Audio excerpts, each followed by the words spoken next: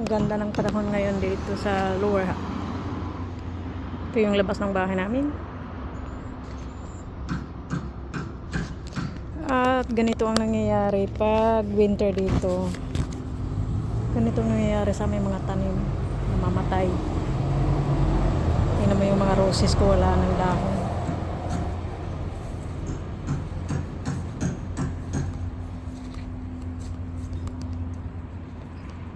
Ay nako. Magandang araw. Walang ulan. Pero sobrang lamig.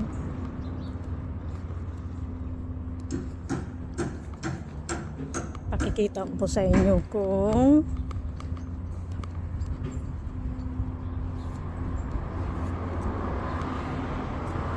ano nang nangyari sa mga tanim ko sa likuran.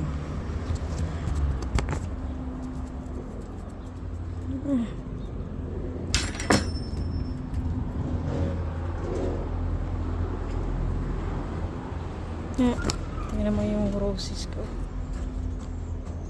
Wala nang buhay. Wala nang dahon. Kailan na naman ulit ako magkakaroon ng bulaklak.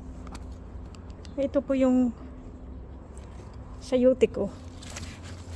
Ito. May bunga pa rin. Kahit namamatay na oh. Ganito pong nangyayari pag winter dito sa New Zealand, namamatay yung mga tanim.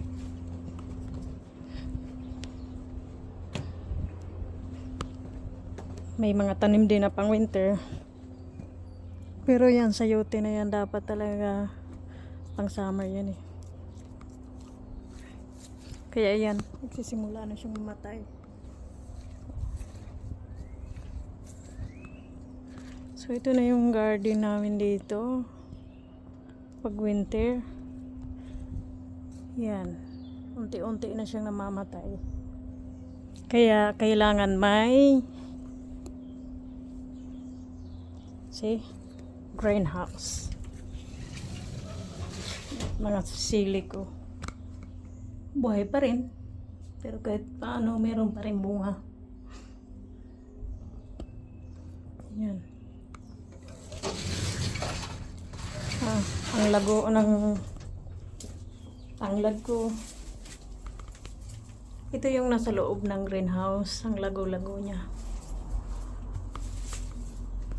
Ayan naman. Yan yung ginger.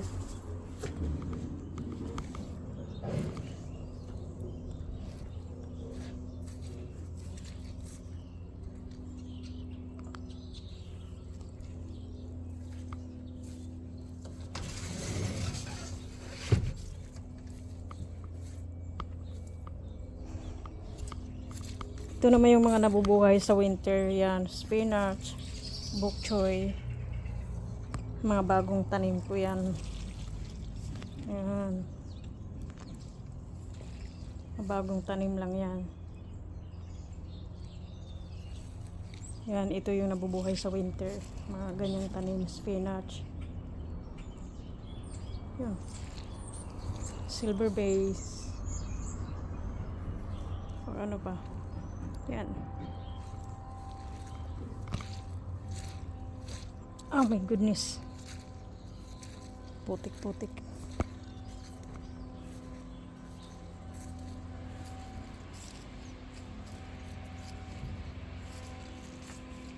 Buhay pa rin ang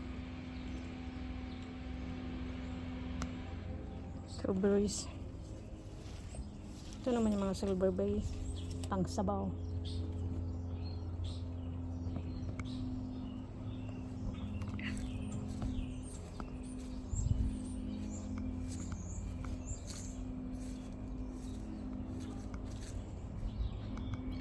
Patay na yung mga spring onions ko.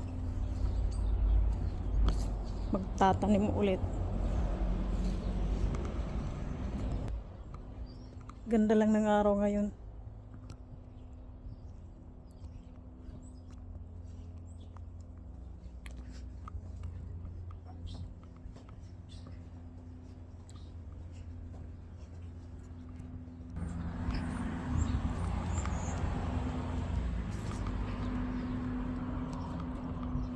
Ito na sa likod natin. Okay, may bili.